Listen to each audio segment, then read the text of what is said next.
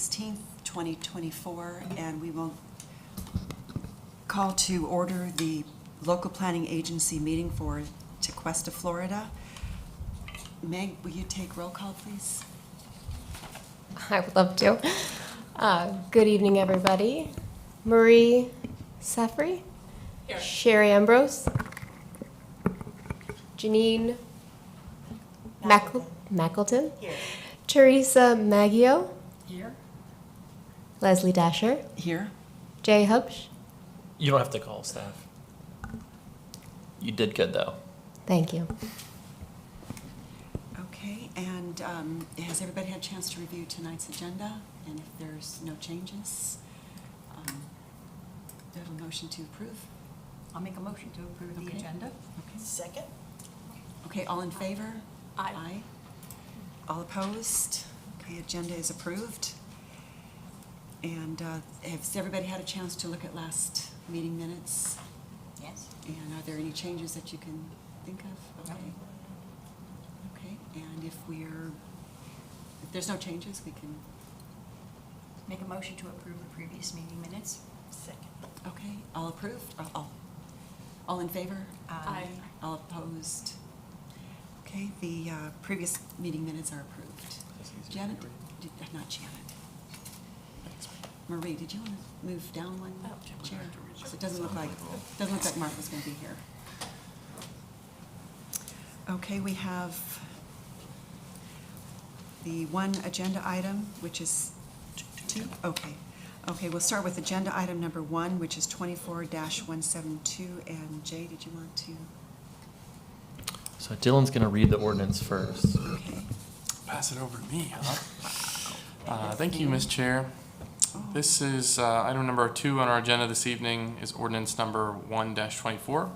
This is an ordinance of the Village Council of the Village of TEQUESTA, Florida, amending the Village Code of Ordinances at Chapter 78 zoning to adopt a new overlay zoning that implements certain recommendations contained in the October 2022 Village of TEQUESTA Commercial Corridor Master Plan as prepared by the Treasure Coast Regional Planning Council and adopted by the Village Council on November 10th, 2022. Specifically amending the following sections: 78-4 definitions by adopting new definitions for formula business, formula restaurant, overlay district, facade transparency, and civic open space; 78-96 discontinuance of nonconforming uses by adding language to explain the continuation of nonconforming uses in an overlay zone; 78-176 C1 neighborhood commercial district by adding permitted and special exception use regulations applicable to overlay zoning; section 78-177 C2 community commercial district by adding permitted and special exception use regulations applicable to overlay zoning; section 78-178 C3 general commercial district by adding permitted and special exception use regulations applicable to overlay zoning; section 78-180 MU mixed use district by adding permitted and special exception use regulations applicable to overlay zoning and resolving any conflict between MU zoning and overlay zoning in favor of overlay zoning. Further creating an entirely new article, Article 6, Division 3, entitled Overlay Districts with new code sections 78-201 through 78-204. Adopting section 78-201, TEQUESTA Drive Overlay, creating and defining this overlay district, providing purpose and intent, providing design, setback, facade, parking, formula business and restaurant, open space and landscaping guidelines, providing for payment in lieu of certain open space requirements, providing for waivers, resolving any conflict between general regulations and overlay zoning regulations in favor of overlay zoning regulations. Also adopting section 78-202, U.S. Highway 1 overlay, creating and defining this overlay district, providing purpose and intent, providing design, setback, facade, parking, formula business and restaurant, open space and landscaping guidelines, providing for payment in lieu of certain open space requirements, providing for waivers, resolving any conflict between general regulations and overlay zoning regulations in favor of overlay zoning regulations. Also adopting section 78-203, Village Center overlay, creating and defining this overlay district, providing purpose and intent, providing design, setback, facade, parking, formula business and restaurant, open space and landscaping guidelines, providing for payment in lieu of certain open space requirements, providing for waivers, resolving any conflict between general regulations and overlay zoning regulations in favor of the overlay zoning regulations, adopting section 78-204 waivers to provide a program for obtaining waivers from the Village Council from certain overlay district requirements, providing for an application and providing criteria for the granting of a waiver, providing that each and every other section and subsection of Chapter 78 zoning shall remain in full force and effect as previously adopted, providing a conflicts clause, a severability clause, authority to codify, providing an effective date, and for other purposes. Thank you for sitting with me through that. I am going to be trying out as a horse race caller in the near future, I believe. Board, this is the second time that you'll be having this ordinance in front of you. It went through a couple of minor changes, which is why it is coming back in front of you a second time. I know Jay is incredibly excited to talk to you about those changes. Thank you, Dylan. I'm glad I didn't have to do that. Wow. Okay, so I've got just a very brief presentation. I'm not going to give the full one that we've done. I know I think you've sat through that one twice already, so I'll spare you that. The only thing that's happened since the last time is we took it to council for first reading on April 11th, and at that meeting, a few local property owners said, that you guys are kind of rushing the code. We'd like to, for you to do a little bit more outreach to the local business community and to local property owners and have a workshop. So with that in mind, the village council directed staff to hold a workshop and invite the business community and commercial property owners. We scheduled it for April 29th when we were having our regularly scheduled workshop. We sent invites to 350 registered business owners through our business tax receipt process. We have a lot of them in our system via email. A few of those did bounce back, so I'm sure that not all of them received it, but I did hear from a few that did receive it. And then we sent out an additional 60 mailers to all of the commercial property owners. I did get a few that got returned, but for the most part, I think a lot of them did receive it. I heard from a few different property owners about it. So we then held the meeting on April 29th. We had a few, I wouldn't say it was a huge turnout, but there was a decent turnout from the business community and the property owner community. Gave the village council additional time to kind of evaluate the code and workshop it a little bit further. So after the input from the community and their discussion, they did make a few changes. So this is kind of a summary of those changes. These are the only things that have been changed since the last time you saw it and voted 5-0 in favor of it. So in general, these are kind of the things we're looking at tonight, not the ordinance as a whole. Of course, if there was something that you think you missed last time, we could take a look at that too.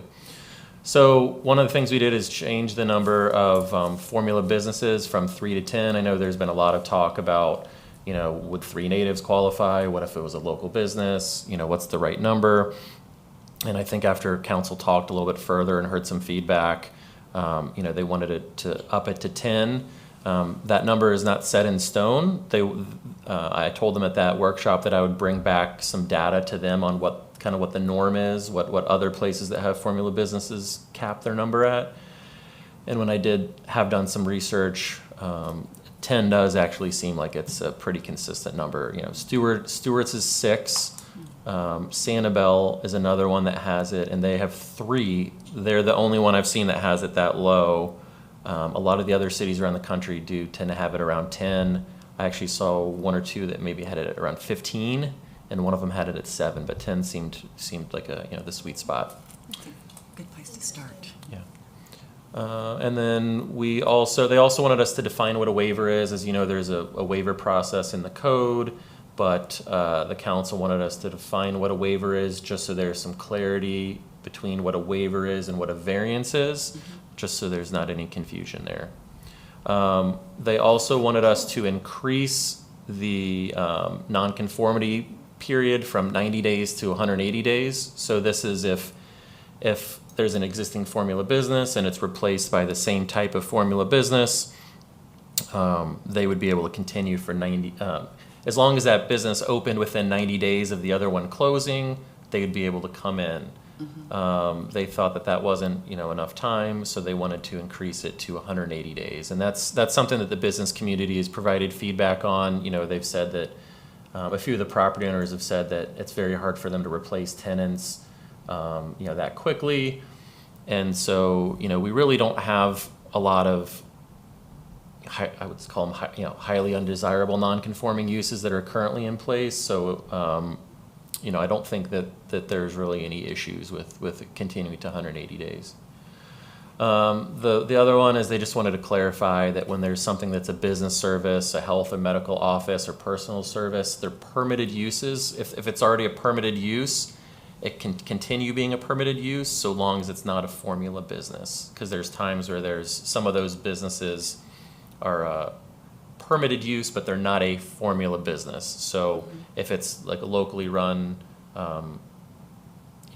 medical office, they can go through the normal process. Then they also wanted some clarification that when a property owner dedicates civic open space to the village, that we would be assuming all liability and responsibility. Some of the property owners were very concerned that, if they had to create civic open space, that they'd be liable, because it's open to the public. It's in kind of a de facto little pocket park, perhaps, that if something happened, they'd be liable for that. And so, if we're going to be kind of asking them to have the civic open space, we would assume liability and responsibility. And then, of course, these are your previous recommendations. I think council's kind of tentatively looked at them, and I think they've support a few of them, but want to, look into them a little bit further at the next meeting. And as far as the process goes, this is kind of the next step. So we've got the local planning agency tonight. If you recommend approving it and moving it on, it'll go to first reading at council at the next meeting in June, and then second reading in July. And that's all I have. Are there any questions for Jay?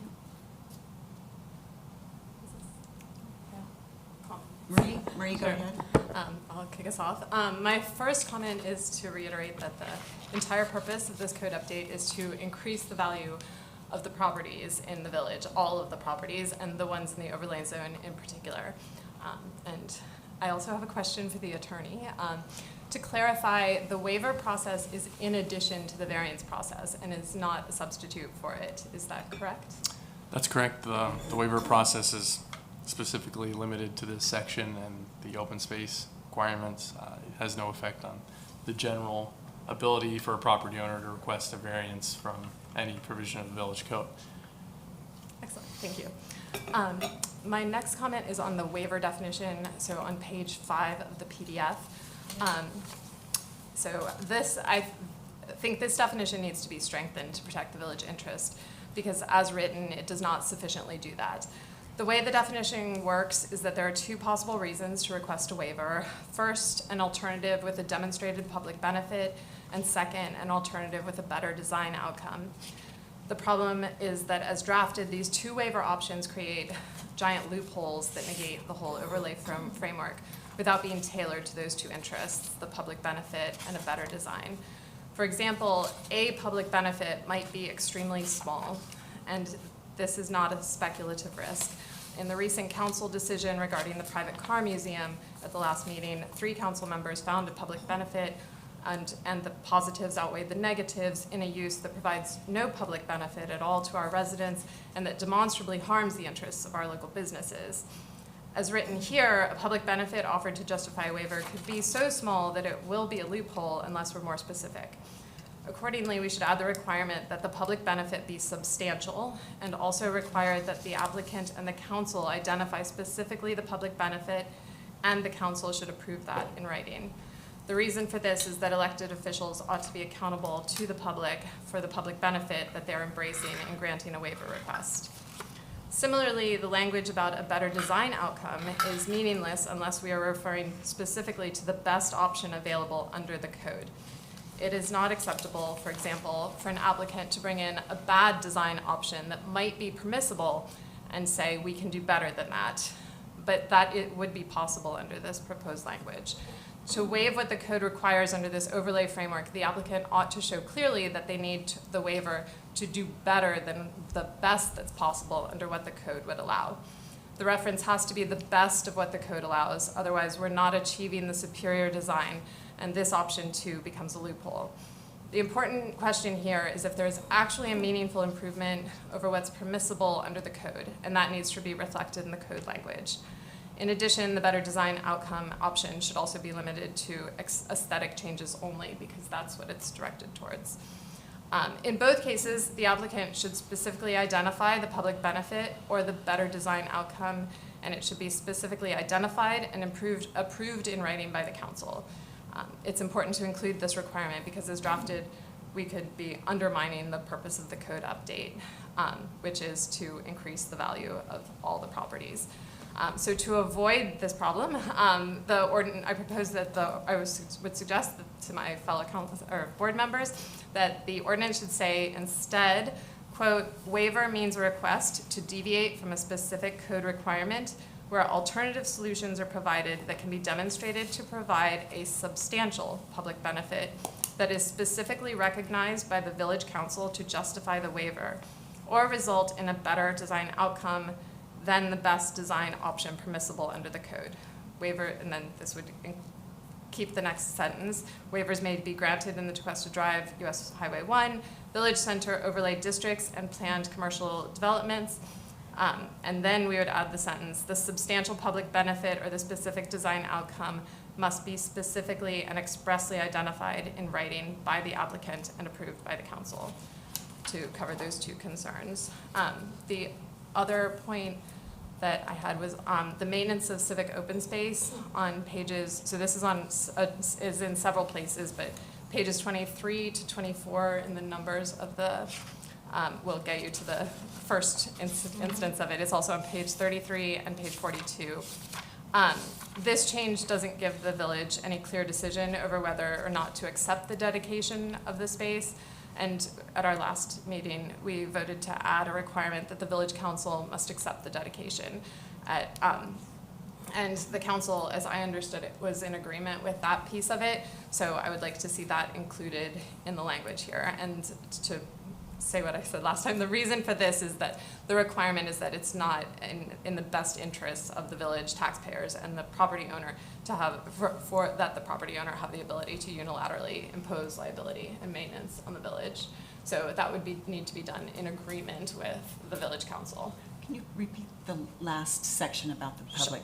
About the open, yeah. The open space. Right, yes. so what I would like to see is that, to have language included that the village council has to accept the dedication of the open space of the liability and maintenance of the open space. Okay, so Right. you mean that they would choose, there might be cases. Right, Okay. because I right agree, now, the yeah. way it reads is that it We have permits the to. possibility that They assume. that they could, Yeah. that Okay. it would be a there wouldn't be a decision made by, Yes, on the yeah. village part. So just to protect the village's interests, I we need, agree, I yeah. would like to make that clear.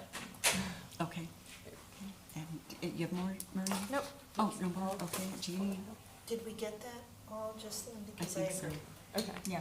Yeah, And I So we can, should when we change make that. our recommendations, I Yeah. can And- repeat my. Yeah. Teresa, do you have any comments? No. Okay. I do have one about the waivers. I mean, we have to, it would come through here as an SPM first. So we would have the option to recommend to the council, yes or no, that we think first that it's good enough. And then they would also have to make that decision, so I think that's. They would have the final decision. They'd have the final Right. decision, but we would see it and Yep. decide if we felt it was good enough, and then they would also, so it's, quite a few people that would Right. see it before it. And I think what Marie's trying to do is just strengthen their criteria for it, Yeah. because it's, right now, it's probably a little loose on It is. how to apply it. So what she said does strengthen it. I can live with it. I don't know if you have any issues with it. I especially like in the first part of it where you said, a substantial public benefit, right? Because a public benefit can be minuscule. Right. So I can live We with just it. want to make sure we're getting something substantive. Right, if we're it's just, it's granting- in the eye of the beholder Right. type. Yeah, Yeah. That's the big issue, and then also, I totally agree with the, as we discussed, like Liz said, during her time on the council, there'd be people that say, we're gonna do all these grandiose things and then donate it to the village, costing Right. a lot of money, and when the village said no, then the landowners did not do it, because they didn't want the responsibility or the cost, so, you know, Right. it's, I think we definitely have to have the ability to, the village needs the ability to say yes or no. Yeah. And I think that was, oh, and then also I guess like some of the business owners stated that they were concerned about liability and such, and we did bring up last time about setting hours for people to be in these spaces, just to protect the local businesses, and I didn't, now that could be on something different, that might have to be on a different ordinance, not, So, okay, so the council, all the recommendations you made at the previous meeting have not been put into this ordinance. right, So what I would recommend doing, and overrule me if I'm wrong here, Counselor, is to just take the previous recommendations you made at the last meeting and then add any additions to it. So for instance, Marie's Add this. Okay, additional that makes waiver sense. would then be an additional condition, and then you might want to tweak the existing condition you had related to the civic open space. But Right. they haven't, so they have not formally, said yes or no on the conditions you guys made previously. okay, but at least it's, because I realize some of it would have to go through on a separate ordinance, not here, so. No, it'll go into this ordinance. And I thought they had accepted what we, They said that they were generally good with 3 of them, okay. but they didn't really dig into it, so we knew that it would be coming back here, so we figured that we would wait, get any additional recommendations from you tonight, put them into and then take them to council at first reading again. So, in Okay. effect, we're acting like this is kind of the first time we're here. Okay. Okay, Okay, good. and if we're ready, we'll open the floor to public comment. Who's first? Mag, do you want to read the comment cards? Thomas Frankel. Okay, Mr. Frankel, if you come to the podium and state your name and address, please, for the record. Thank you. My name is Tom Frankel. I live in Juno Beach, but I am partners with Phil Perko on the Paradise Park parcel, which is quite frankly the elephant in the room. So we were late to the game. We have not been notified for years of the various workshops and so forth. We were pretty much in the dark about the overlay zoning and became aware of it a couple months ago. And we, to be quite honest, we are concerned, and we feel like the way that it's presently written, it's not an increase in value of our property, but a taking. And we've had outside counsel who specialize in this write a letter to the council and to the village attorney telling them that as it's written, if it goes forward, we will pursue our legal rights. We don't want to do that.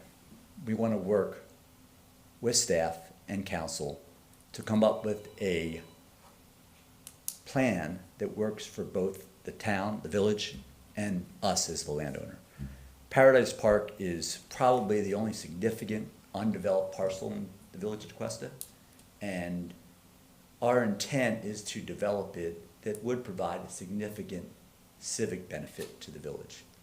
Significant, not a tiny little 7,500 square foot park, which is what your existing proposed overlay would require us to do, but something more significant. But to do that, we want to be able to receive significant waivers, and they haven't been identified here as significant. I think you're headed in a great direction with identifying, quantifying what a significant civic benefit would be. But I think you need to identify what the significant benefit would be to the landowner by providing that. And I haven't seen it in the waivers.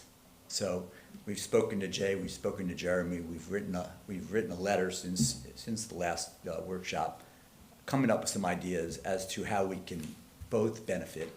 And I'm not sure this is something that could be resolved tonight or even at the next council meeting.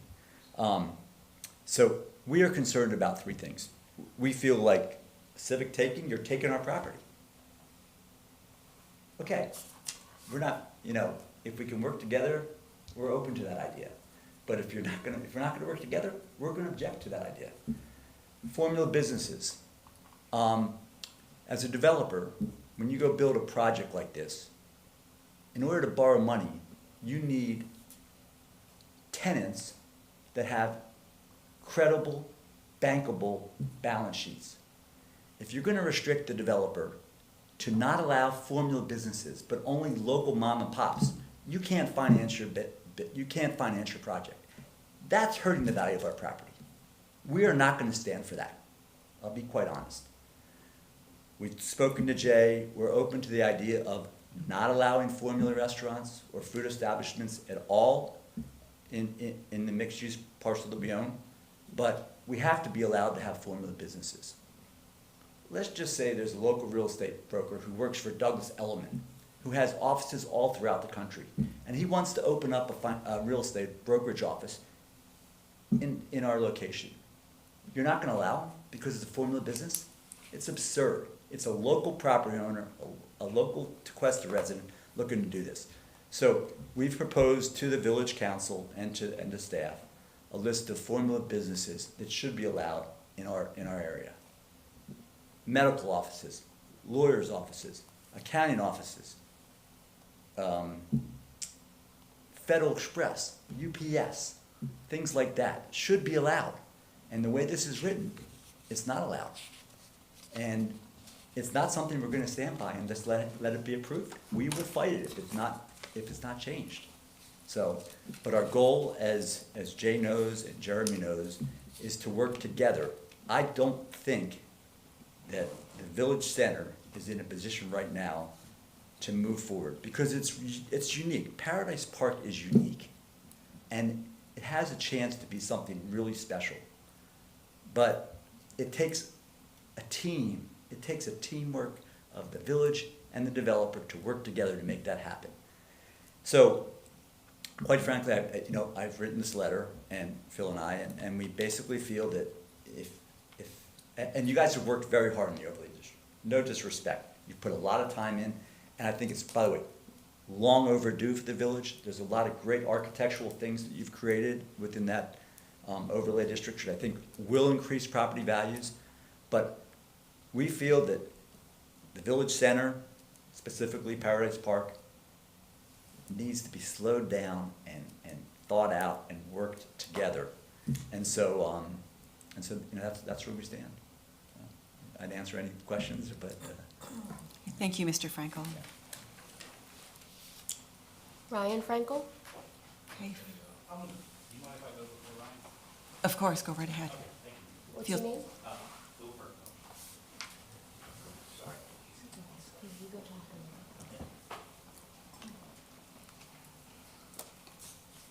If you'll state your name and address for the record, please. My name's Phil Perko, 300 Beach Road, 250 Beach Road, and 1 Main Street. Good evening. Thanks for taking the time to hear us out. Yeah, I'm gonna get more into kind of our challenges so you understand what we have to go through a little bit. It might be helpful to elaborate on some of the things Tom said. The overlay process, we've known about. It's specifically the way the code text amendment was written in the ordinance. That's newer, and we understand that there was some feedback, negative, positive, with Starbucks and then the potential Wawa. And we get the psychology behind it. I mean, I live in the community, been here for a while, born and raised in Florida. But with this overlay, we have an office right over off Center Street behind Rouse. And I had someone with me the other day that everyone in this room probably knows, and we were talking, and she's like, wow, this area's got a lot of potential. I said, yeah, it does. And we've been saying that for 25 years. And they have an overlay. It's, Jay, you'd probably be able to figure out how long it's been in place. It's probably been in place for 25 years. There's nothing in it. There's no incentives. It's just an empty overlay.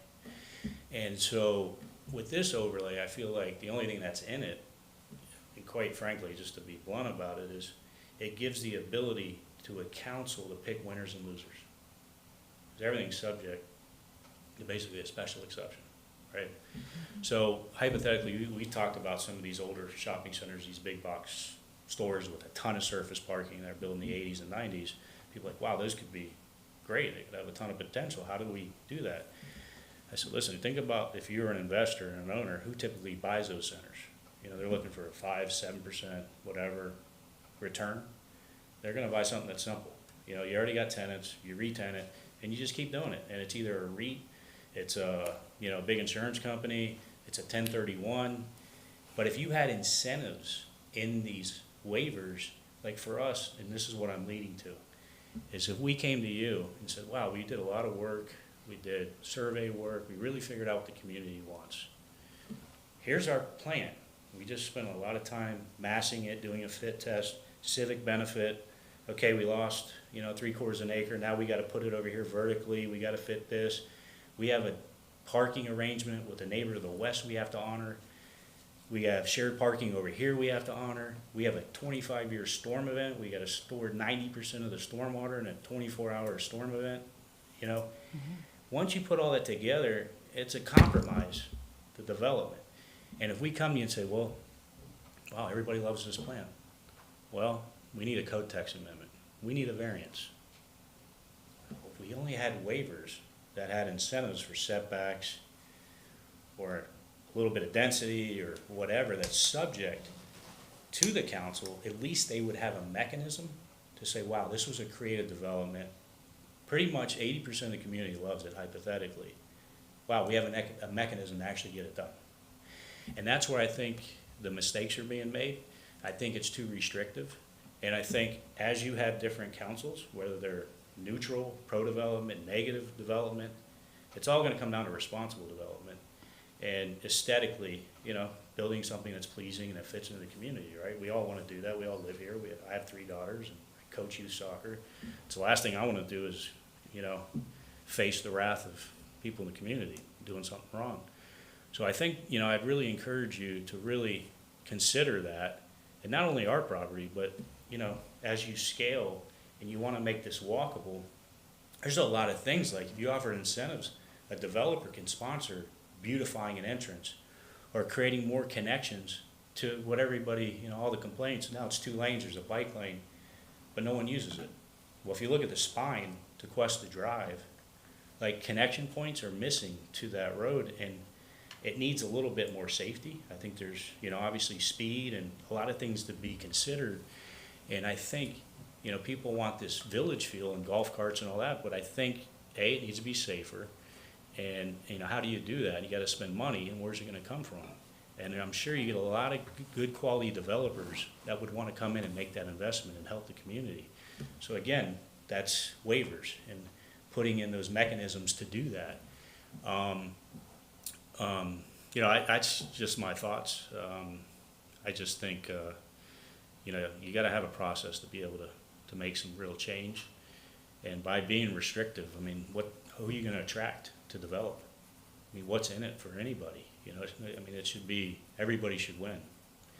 And that's how, you know, we look at it. And Tom's family, you know, they developed Admiral's Cove, and he's done some really nice projects, and encourage you to go on his website. And, you know, we think we could do something really spectacular, and it's a passion project more for us. I mean, we're doing projects near you on the beach, and you know, that's pretty much my thoughts. Thank you.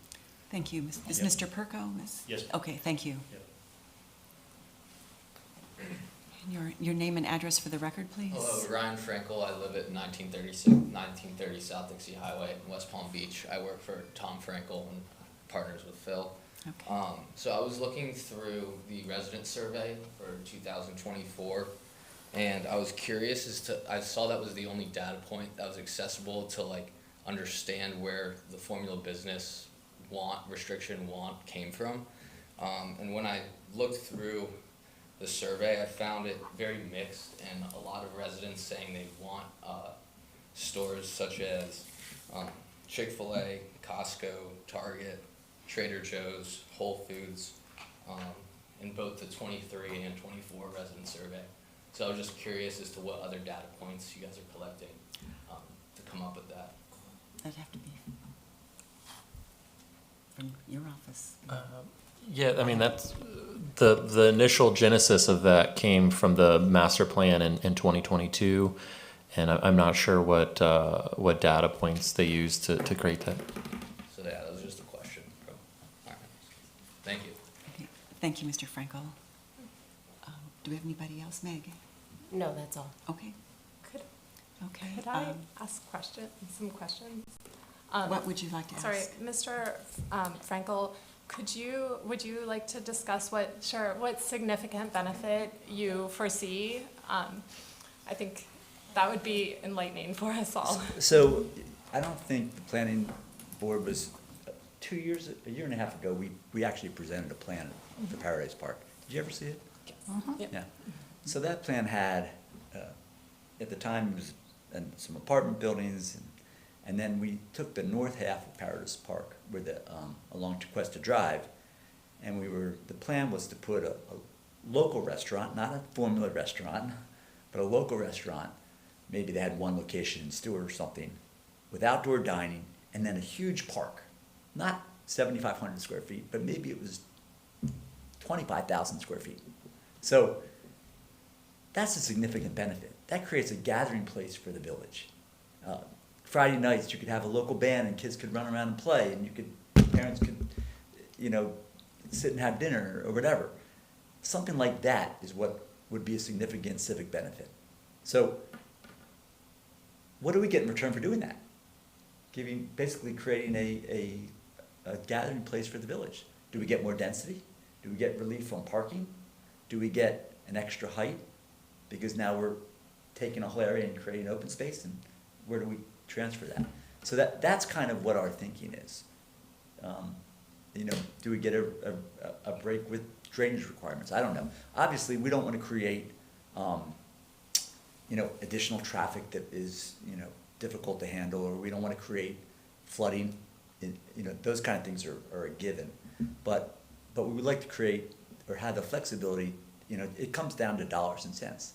Instead of having 75 units, can you get 100 units? Can create a unit of control with neighboring properties where they forfeit their residential density and give it to us. So it's ideas like that. I've submitted some of them to Jay and the council. So. We have not, I have not seen your proposal. Yeah. So I would be. It's not really a formal proposal. Okay. It was basically, and I basically told you all of it.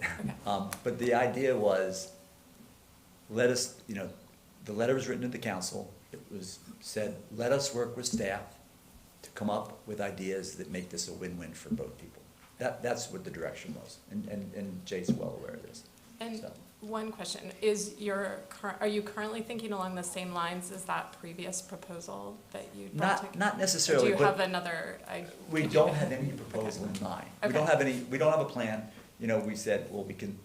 There's lots of things. We've been approached by developers to do live local, go up 10 stories. We don't want to be that guy. So we've been approached by national home builders. We had the property actually under contract with Toll Brothers to build townhomes. And we actually met with some people in the town and got no feedback at all about it. So it would certainly be less impact, but it wouldn't create much of a civic benefit. So anyway, but we don't have a plan right now. So, Thank you.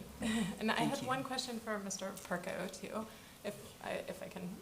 Sure. Could you, you mentioned incentives. Could you give me some examples of what type of incentives you would be looking for?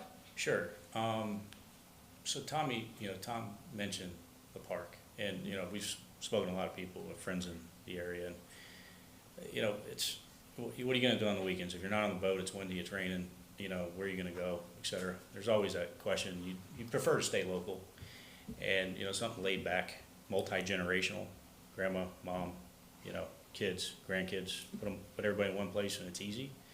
That's where we thought if we could program this park, and actually Kyle Stone gave me the idea a couple of years ago. I gotta give him credit. He said, Phil, go look at Collab Kitchen. Are you familiar with Collab in Stewart? It's a really interesting restaurant. It's kind of farm to table, interesting menu. They have a smokehouse as well, so like you can actually eat beef, and they have kind of a probiotic side dish, you know, like that goes there, and there's this healthy concept to everything you're doing. It's kind of interesting, but in the back they have an Airstream, adult stuff, and then they have a big yard in the back, so everybody can just run around.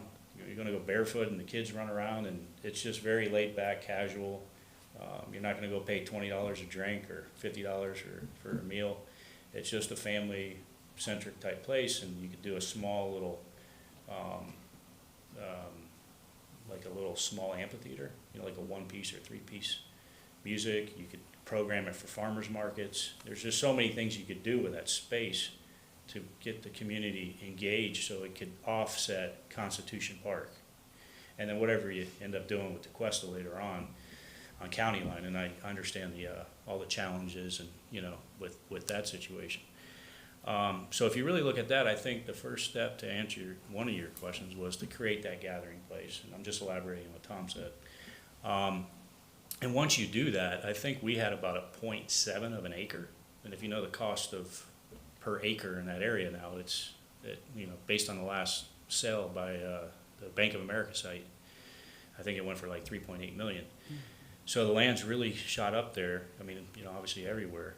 And for us to give that up, we have no problem doing it because we think it'd be a great benefit. It's just now we've devalued our site, and how do we make it back? And so, you know, if you have big units and you go to sell them, your price points are really high. Like, you know this on the beach, we're decreasing density, but we're increasing the size of the units. So it really limits who your buyers are because they're so expensive. Here, if we add more density, we can connect to more buyers and offer a lower price point. So maybe we would do lower units. And we've talked to Jay, and Jay's been in other municipalities where, say you did a one-bedroom suite, 600 square feet, instead of doing a one-bedroom that's 3,000 square feet, hypothetically. So if you look at that, you look at people's patterns and how they visit and what their restrictions are, and oh, you got in-laws coming in, can't get a hotel room because you got Jupiter Waterfront Inn, and you got Mike's place on the beach in Jupiter, and the Wyndham. And where do you go? Then they're way down in the gardens, you know, whatever. So it's tricky. So you got density, and then we know we have beautiful views at 45, 50 feet. So if you could articulate the buildings where maybe you had 2 stories, and it goes this way, and there's a lot of landscaping, and it steps up, and then maybe there's just this little section that's up, that's not even noticeable, set back, and it captures all the views, and then you could add a lot of value to your development because now you're selling ocean views and lighthouse views. So now you've reduced the size of the mass that you were just building this big square box, and you've added better architecture. It's more expensive to do those type of things, but if you had the creative flexibility, so if say that the height was 50 feet, but we went to 60, but we only did it in a smaller space. We didn't do it all the way here. And the building moved, and it was screened, and landscape was beautiful.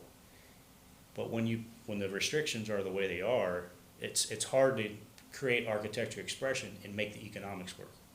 That's what happened with rental, like, you know, with the rates going up so high, and the building costs haven't come down at all. The only way they work is you need like 300 units of density, anywhere from 200 to 600. That's why you see, and now they're even hard to do. I mean, all the articles you read, it's just, they're hard to pull off and get financed these days. So, you know, everything we're doing, to Tom's point, we've had some interest by groups that are obviously formula anchored businesses that would uplift the entire business owners and landowners around us, but we would have to get the support of council to do that. And to Ryan's point, they're on those lists. It's a matter of just communicating effectively with the community, because to his point, we've reached out and asked people, okay, where are you getting your data? Because even ex-mayor Pat Watkins, Mrs. Watkins, said, hey, I got all this friend group, but I'm not hearing the same thing you're hearing. She said that in a council meeting. And then Ryan and I talked, Tom talked, said, well, can you read, where do we get this information? So we found the 23 and the 24 report, and it kind of contradicted what everybody's saying is one consistent theme. It's not a consistent theme. Sure, there's naysayers that don't want anything. And, you know, we get that. And, you know, there's always change, that change component, but there are clear responses that say, hey, we want this type of grocery store. We want an alternative to Publix. I saw that a lot. And, you know, we want our kids eating, there was a couple comments, you know, organic foods and non-GMO, and So you have mothers that have those concerns. And so getting to that special use exception, like we, you know, it's, you want to, you know, if you wanted to commit to a group like that, they want a commitment because they're going to spend a substantial amount of money to do architectural fit tests and drawings, and so it makes it very difficult to negotiate and bring people in without certainty. And I think this overlay, what that does is it creates some uncertainty, but you said incentives, so you know, if we were rewarded and we could make the economics produce better results, we could not only, like, we could help with this park, but there may be something else in the community we could support. If there was an important infrastructure project or something like that. But that could be not only us, but it could be a lot of other sites that could be redeveloped in the future. One question, you mentioned Collab Kitchen. Is that a private business? Yes, it is. Okay, and are the, is it a formula business? What, is it a formula restaurant or formula No, business? well, it's the same ownership group. They own, are you familiar in Port Salerno, the old bank building? I've eaten there, drawing a blank. Port Salerno? The district? Yeah, District Table. Okay. So they I have believe it's the same two- restaurant as group okay. as District Table. Okay, I Yeah. but they see. wouldn't Okay. fall under the, if we, especially if we went to 10 on the Yeah, formula I restaurants, they think we wouldn't would be prefer, I affected. think there's some great operators. We've talked to other operators that you would know and with different concepts. And we think we could potentially bring some great people together that are locally rooted.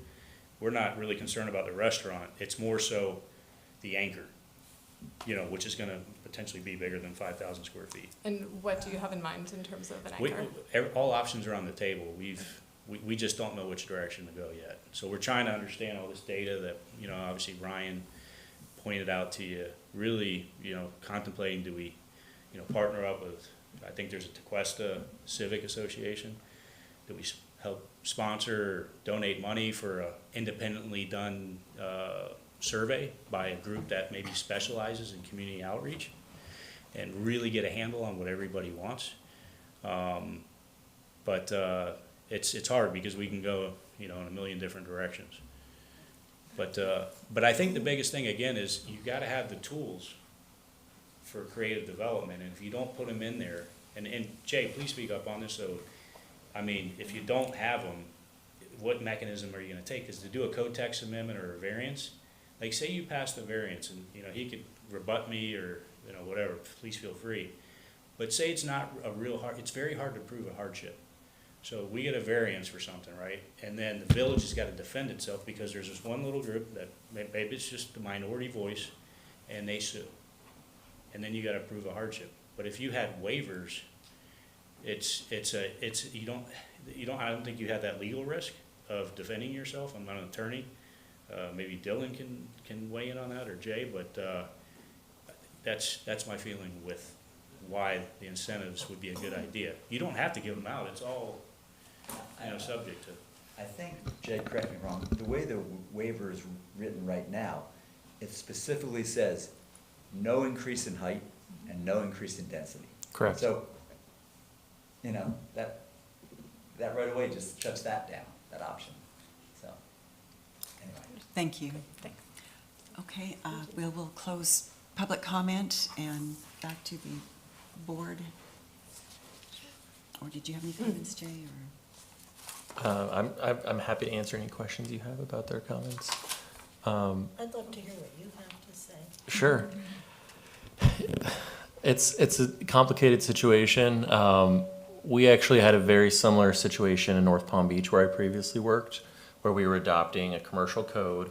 We had almost the exact same situation where there was a large property, 13 acres, so it's a little bit bigger than this one, but 13 contiguous acres owned by somebody. The gentleman who actually developed Abacoa, Nadir Salor, was looking to buy that from that current property owner, and he and his attorney said, you know, you guys are writing this code and you're completely restricting my ability to develop what I want to do. And by the way, you know, I may be able to, you know, there's some things that I can do that I think the community would like to see that you're restricting me within this code.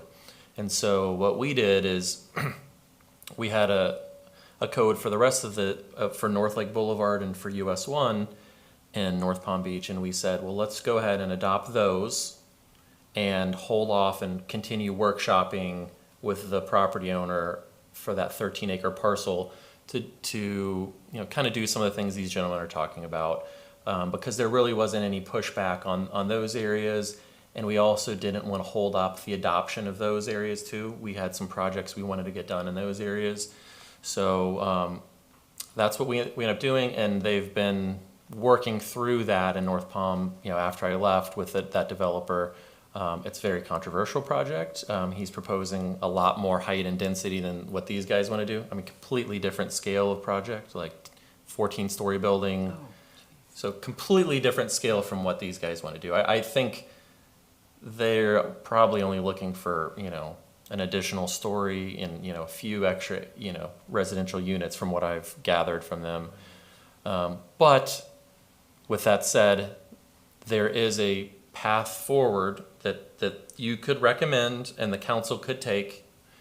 I'm not telling you to do this. I'm just saying it's something you could do, where you could say, we feel pretty comfortable with adopting the US 1 overlay and the Tequesta Drive overlay, but given the concerns of these gentlemen who own a very important project, we'd like to see staff and the village council and the LPA continue workshopping a code that could lead to a good outcome. Because I've only been here 7 months, so I'm still learning my way around. But in looking at protecting the public benefit or the public good and achieving the best possible outcome on that property, the one thing that I see and that I think the community wants is a significant park, a gathering spot like you have in downtown Abacoa, where you go and you see a live music on a Saturday night, or you can grab grab dinner and let your kids run around. So, if there's an opportunity where we can work with them on that, I think it could lead to a better outcome. But that's of course up to ultimately up to our village council. But our village council does lean on this board for recommendations. So if you think that that's a worthy route to go down, I'm sure they would like to hear that from you.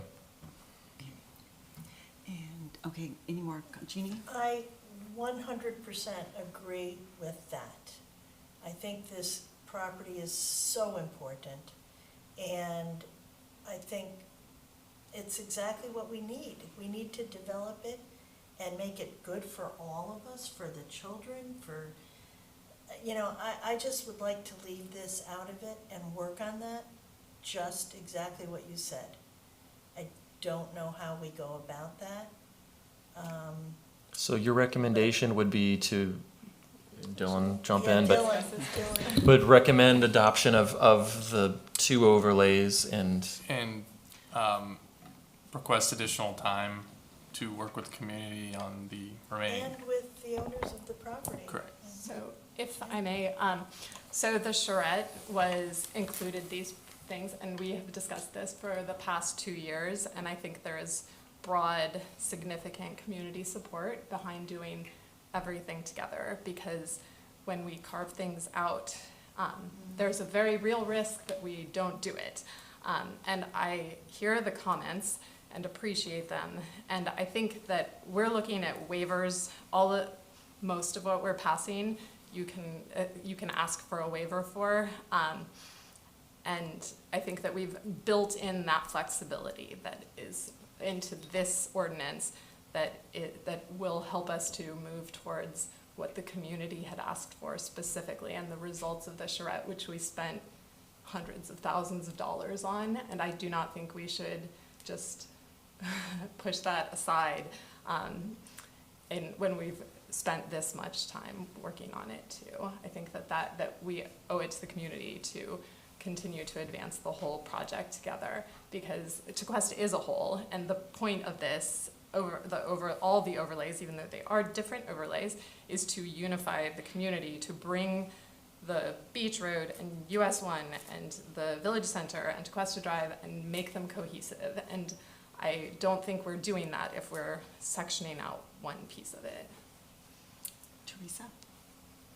I agree there should be communications with the owner. Okay, To see if we can come to a compromise to ultimately satisfy everyone. And that's really what we need to do. We need to talk about it and not just move with one opinion. It really is something that we all want. We all want that to be developed. We just have to figure out the how that makes it work for everyone. So, but again, we worked long and hard on these overlays too. So, but I believe the communication you're talking about, Jay, is what really has to happen. and my opinion is, honestly, I felt the overlays were too restrictive, but, you know, I don't have a dog in the fight, so, you know, I can live with it, even though I feel overall it's a little too restrictive. So I would certainly want there to be plenty of options for consideration, and, Well put. I think we made it was made restrictive, and I think the subject of waivers was to be able to deviate from some of those really strict. and So that's really the issue. I've always been concerned about requiring the public space because of just potential for liability and things like that. That's always requiring public space is always been. Can I make one comment on the public space? So particularly as it pertains to the mixed use, there has always been a requirement that at least 20%, or help me make sure this is right, at least 20, no more than 80%, which means at least 20% can be, or at least, no more than 80% can be residential, correct? And no less than 20% can be residential, which means that you must have commercial space on a mixed-use property. Right. So the result of that, the logical conclusion is that commercial space is a public business, right? And it needs to be that, and there's good reasons why we have that requirement for the mixed-use district in our comprehensive plan. But the result of that is that the commercial space is going to involve the public entering onto that property.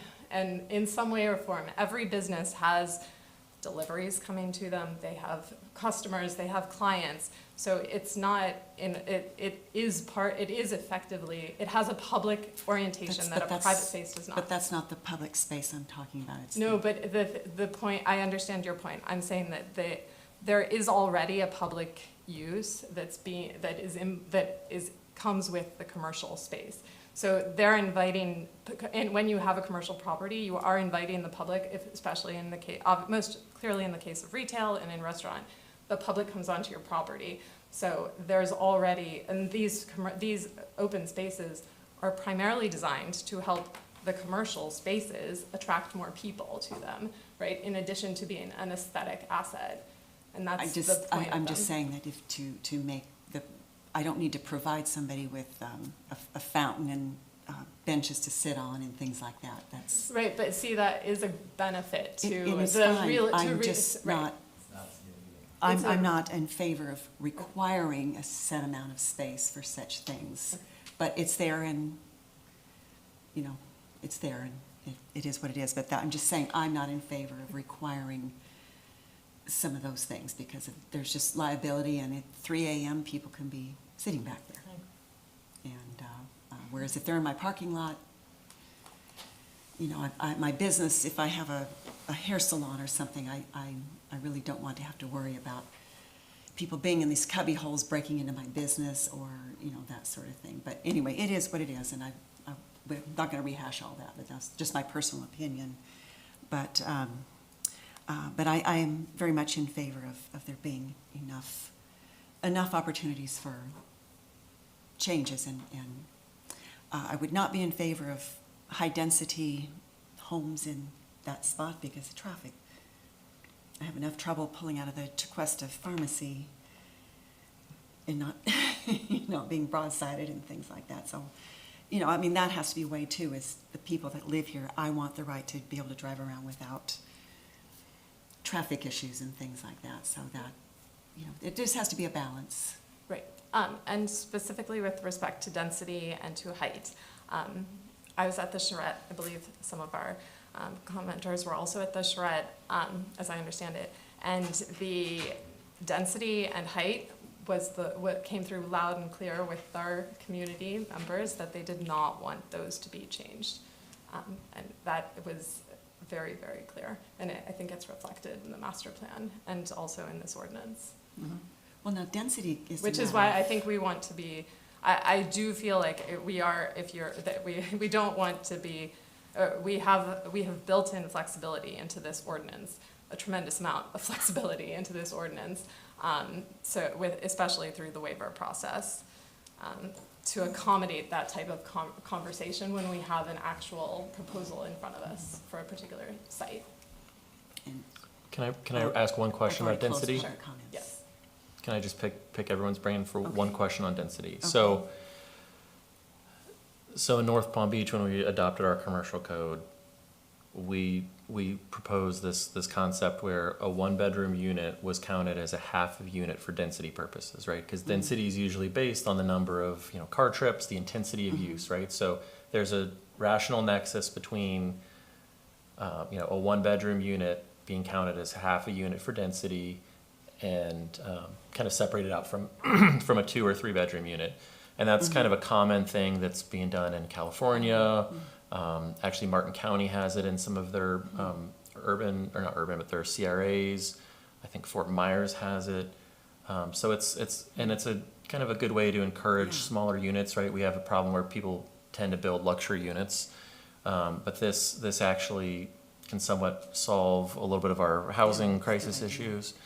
So that's one density bonus that you can kind of give them a little bit of relief on, but in the grand scheme of things, when you're talking about things like traffic, that's not going to lead to any different traffic than the current density that's allowed, if that makes sense. Yes, yeah. So Wait. just wanted to throw that out and Yeah, see if it's you. good. Hold on. idea. So That's a good an idea. an additional unit would not lead to additional traffic, because an additional unit would come with an additional, at least one, usually. Homeowner. Well, so the idea is that a one-bedroom unit Right. wouldn't lead to, or 2 one-bedroom units would be the same as a 3-bedroom unit, Okay. perhaps, right? Right, like in West Palm Beach, when there's rentals, there's a lot of young professionals where you've a 3-bedroom or 4-bedroom unit, and everyone has a car, and there might be 4 or 5 cars in a unit. So Yeah, I think that's a Sure, good that's idea. okay. Yeah, and I would definitely favor affordable Oh, yeah. places to live, because, you build these luxury places, those people are never here. So they're not supporting the restaurants, the stores, they're tax dollars, but they're not supporting. So that whole concept that village. is supporting walkability, right? You're Yes. allowing, you're typically getting smaller units. They're going to be renters who are going to be supporting a local business and creating that vibrant, walkable community that I think we want. When eating at the restaurants year-round, not just 2 weeks in the winter. Exactly. And- Yeah, so, okay, so what do we want to do? Well, I would like to make a motion to change the definition of waiver, or to first, I guess, Strengthen it. include our previous recommendations from the last meeting, and to change the definition of waiver, and to add to the civic open space that the decision over whether to accept the dedication of the space is approved by the village council, and they have to accept that. Yeah. And the waiver as you previously stated it, correct? The way, yeah, So a slight revision to that, just to make it clear that the village council must accept the dedication. Or has the right to. Has the right, Yeah. well, no, yeah, I think it needs to be affirmative, that they must affirmatively accept it, yeah. But the change of the definition of waiver would be based on what the definition What I you had said, written here. like, Yeah, at should the beginning I of the reread meeting. it again? You don't have to reread Okay. it. We'll All right. capture it from the minutes. Okay. To strengthen the definition, I guess. Yeah. And The- and yeah. then also the dedication would have to be accepted by the council, right? Right, yes. Okay, Right. and what about any other? That's okay. That's what I'm trying to figure out, how we could include what we just said about working separately with this piece of property. Well, I think that comes You're through gonna close the public. process, You think the it comes through site the plan waiver? process. Like, we'll have extensive, hopefully, discussions, so we can go through, when there's a proposal, and we can go through the requirements, and we go through our usual processes. I mean, there's starts with conceptual plan, right? I mean, and We then need that it first, goes yeah. through. We have to have that, that's a starting. And that's a significant process that we've got for resolving everybody's issue, everybody's concerns, I think. Well, does the present code, or just because of the special exception use, does that cover what they're talking about, the ability for them to come forward with options for the council to consider? What they would want to do now would either have to be a change to the code as written, I see, or okay. or there is another path, though, that when they were to come forward through the site plan process, they could do a zoning text amendment. So they could propose, like, let's say that they had a great project and they wanted to dedicate a significant amount of park space, but they needed an extra floor in a small area, they could propose a zoning text amendment through LPA and through the village council. And then the special exception option would allow them to, To do any of the To things. do that? And it would do any of the things that were in the special exception uses. is that how that works? Yeah, Would it? No, Just what you said. yeah, it gives us all we have the list of special exception uses, so those would all be things that would be an option for the special exception process, right? As defined in. Yeah, as defined Section. here. Okay. Okay, so we're talking about redefining the waiver Right. and strengthening it, and what else? it was the waiver and then the civic open The space. maintenance, or the dedication. Oh, the dedication, right, And then I okay. think the other outstanding question was just whether or not to go forward as Recommend- as All three is, of or recommend as is. Recommending it or Now, requesting additional in what time. overlay is their property, the Paradise Park? Theirs is the village center overlay. Village Center, oh, okay. So then okay. then what you could do if you wanted to is Yeah. you could recommend that the council adopt the US 1 overlay and the TEQUESTA Drive overlay and continue workshopping the village center overlay with the property owner. We can always recommend that, they don't It's have just to a recommendation. accept it. They Yeah. may not take it, Okay. but it's So And what how do you would we think put of that forward then? Because I would want to recommend. To withhold the village, Well, we're recommend. we already have a motion on the table with the changes to the waiver language and the changes to the open space. Would you like Okay, to did amend you- that motion in some way? I would Or- not want to amend that. So I your would motion stick with is in to favor recommend of approval of Okay, all so- three zoning overlays All three. So we with have- the changes have to the waiver option. language. We And have that the is the option current motion that has been made. Okay. Correct. So If it there's- needs, it needs a second, and or if there's, of course, if there isn't one, you Then we can start make over. another motion. Okay. You guys can, well, Is it closed? I know people. Yes, if public comments closed. if the alternative, But We we, close public. yeah, we're closed, yeah. Okay, does somebody want to make a second, or do we? the issue being, do you want the waiver definition and the dedication piece? With- That's what, right. And just accept this. all three overlays at once? Right. Is that what you're saying? Yeah, Accept I would all She accept does all not three. want I to. think it's very important that we do what we've been doing, and not stall the Well, process. But we are recommending. Right, you know, I understand They can not accept one or all of it, so. Okay, is there a second, or? So that motion fails for lack of a second. Okay, motion fails for lack of a second. Okay, so do we have another motion? How would we put that other motion now? To Did you want to accept- include what Marie talked about? Well, part of what Marie talked about, and then the recommendation. It's all a recommendation. Her two recommendations.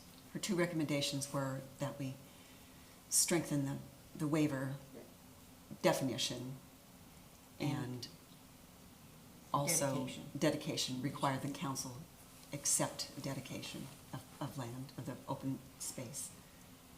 But then we have to add to that? Yes, you would, if You're you, gonna add to that, are we accepting all three All three overlays? overlays. Or do we going want to- um, Plus, you have to remember to adopt the previous recommendations from the last one as well. Right, the previous recommendations, including these two, and the subject we're talking about is the three overlays. Exactly. The civic, the center, yes, okay. one being different. Teresa, you go ahead. I just don't know how to put that. So- Well, we Let have Teresa do it. three overlays. Help me here, we have three Because overlays. I really do feel that I don't want to accept all three overlays. So Okay, if I could recommend, it's language, a motion to recommend the changes made by Marie to the waiver language, the changes made to the language regarding acceptance of open space, and the recommended approval of both two overlays and with the recommendation to hold off on the village center overlay for additional workshopping. As well as the initial. As well as the board's initial recommendations from our original 2 months P&Z ago. meeting. Thank Two you. weeks. That's- Sounds good, That's why you're here. Thank you so Okay. much. but who can repeat that well, you can say As read stated. by the attorney. As read by the. as Yes. read by the attorney? Okay, we need to make a motion And I'd like to make a motion to approve. to recommend, yeah. To recommend, how do I? Those items as Those read by the items. attorney, Well, recommend. that works. Oh, shoot. And I will second that. Okay, what we have on, the motion we have right now is to recommend approval of, jeez, I've lost it now. You'll have to help me with the number. The I've lost it. recommendation. I'm looking think for the we can number. just I've vote. lost it. Did you? This is, ordinance number Ordinance Oh, number, okay. yeah. 1-24. Okay, the motion on the floor is to recommend approval of 1-24 with the conditions read into the record by the attorney. By the attorney. Yes. Yes, Well, I'm not going to repeat Okay, it. so do we have a second? I can't remember. Oh, we need a second. I second. Okay, okay, so that is our, the motion we have to vote for. Right. And okay. All in favor? Aye. Aye. I, All opposed? Nay. Okay, motion carries 3 to 1. 3-1. Presentation.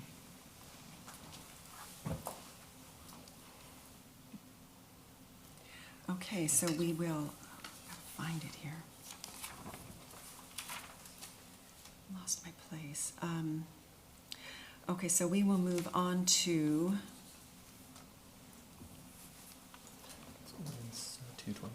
224. Item number 3. That's what I'm looking for. Item, or ordinance number 2-24, and is Dylan, are you going to? Sure. Okay. Thank you, Ms. Chair.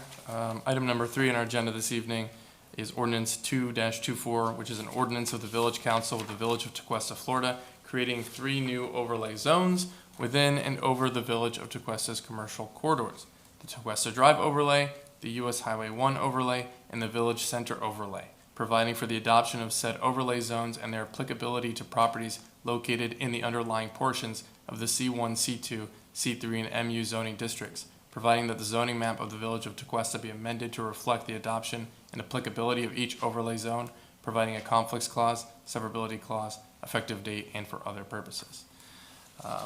We just workshopped the substantive text of the zones. This would be imposing those zones within the village. Okay, and Jay? Just a quick overview. Obviously, this will be a little bit different than we were expecting due to the previous ordinance, but we're just codifying the new overlays within our zoning maps, as Dylan said. So the first one here is the Tequesta Drive overlay. It's the one in blue here.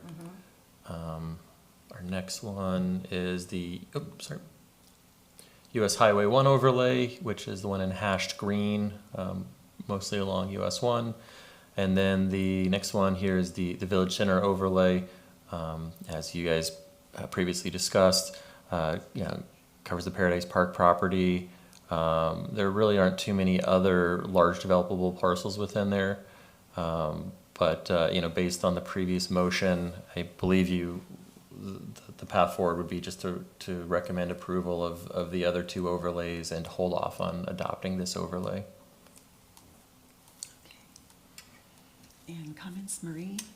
Yeah, so the reason, this map actually is a good example of why I opposed the previous changes to take this out, because this is the middle of the village.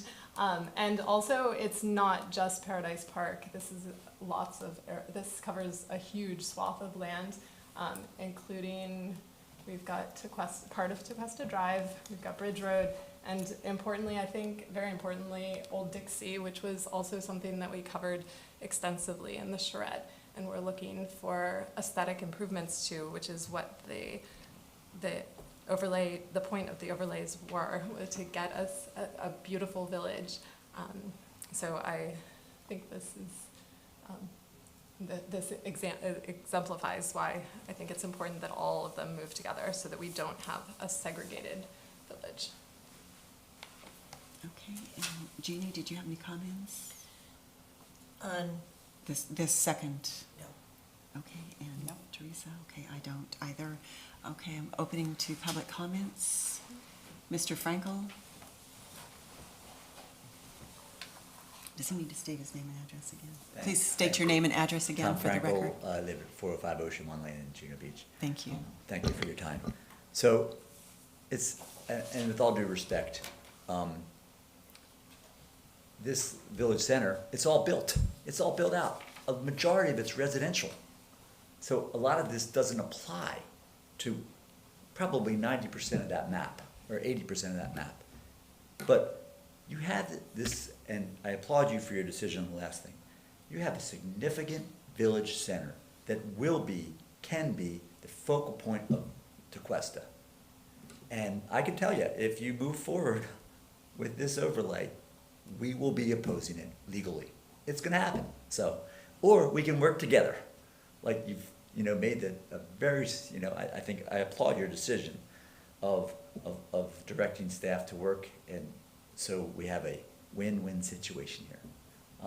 To just keep moving forward with the overlay district with waivers that are insignificant and of no value to us, creating absolutely no value to us. So, eliminating a front porch or changing a balcony. And there's no value to the developer in that. We give you a huge park, you give us a porch. Like, where's the logic there, right? So it just doesn't make sense. And to not allow certain businesses that are formula businesses that create jobs, create places for local people to work, even though they're a formula business, is short-sighted and, quite frankly, hurting our property value. So, yes, it is an integral part of what you've created here, but the majority of it's residential. Sure, Old Dixie Highway is a mess. It's terrible. It should all get blown up and rebuilt, but that's not gonna happen so fast. But Paradise Park is empty, and it will become something significant if the village works with the developer to make it happen and creates variances and waivers, or not variances, waivers where it's a win-win. So. Thank you. Any other public comments? Yeah. Mr. Perko?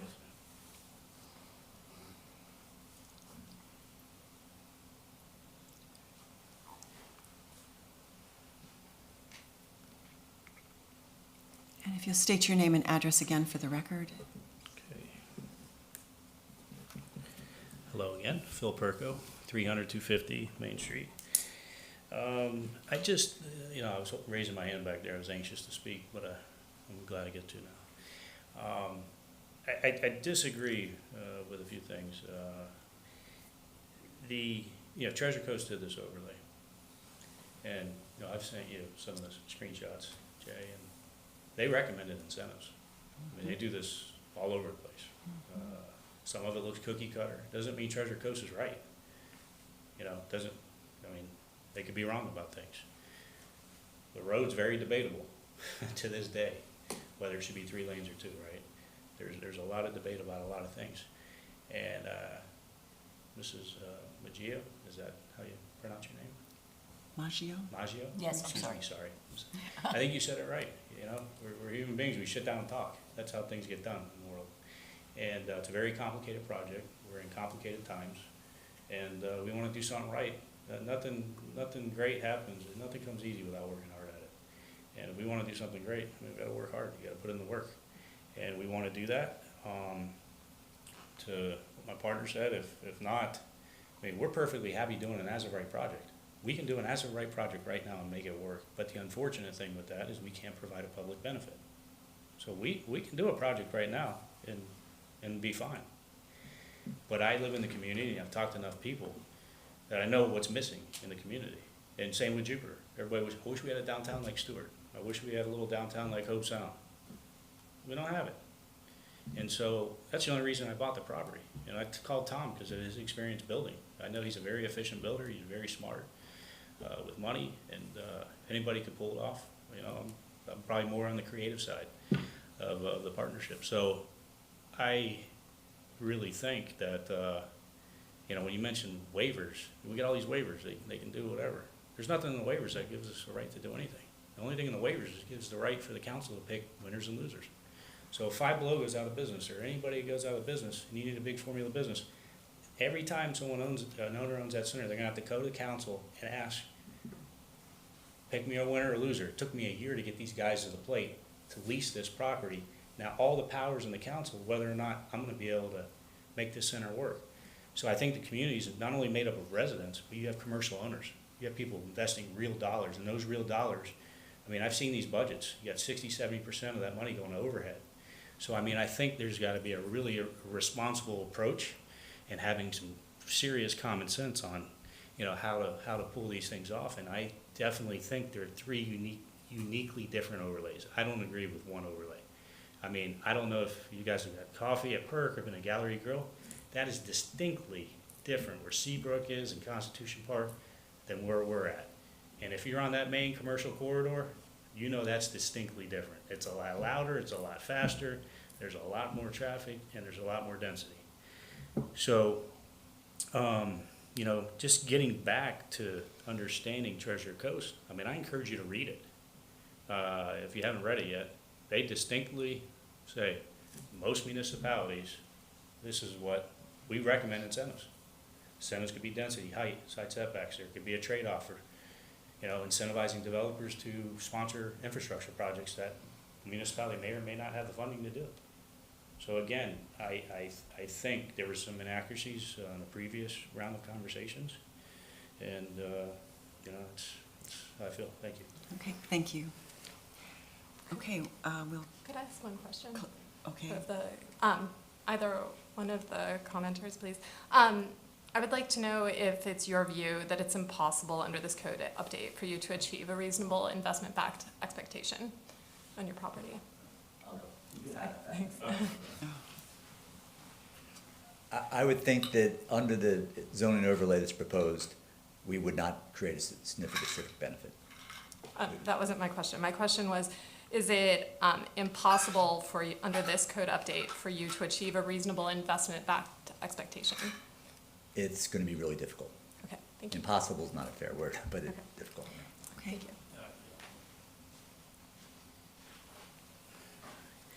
When you ask that question, when you say impossible with a civic benefit, impossible as a Under right? the code update that we were considering.